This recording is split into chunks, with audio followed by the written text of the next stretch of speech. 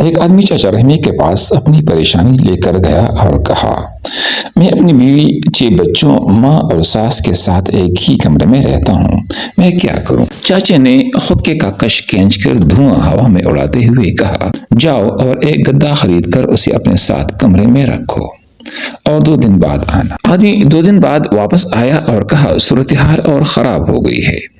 چاچے نے کہا، جاؤ اور ایک بیڈ خرید کر اسے اپنے ساتھ کمرے میں رکھو اور 2 دن بعد آنا۔ آدمی واپس آیا اور اس کا چہرہ زرد تھا۔ اس نے کہا، صورتحال ناقابل برداشت ہو گئی ہے۔ چاچے نے کہا، جاؤ اور ایک مرغی خرید کر اسے اپنے ساتھ کمرے میں رکھو اور 2 دن بعد آنا۔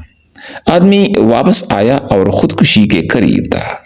چاچے نے کہا، جاؤ اور گدا بیچ دو اور مجھے بتانا۔ آدمی واپس آیا اور کہا، صورتحال تھوڑی بہتر ہو گئی ہے۔ پھر چاچے نے کہا، جاؤ اور بیڑ بیچ دو اور پھر مجھے بتانا۔ آدمی واپس آیا اور کہا، اب سب ٹھیک ہے۔ چاچے نے کہا، جاؤ اور مرغی بیچ دو اور مجھے بتانا۔ آدمی واپس آیا اور کہا، اب میں بہتر حال میں ہوں، دل سے شکریہ۔ تو دوستو اور بھائیو، اس طرح پاکستان میں 77 سالوں سے بحرانوں کو ایسے ہی حل کیا جاتا ہے۔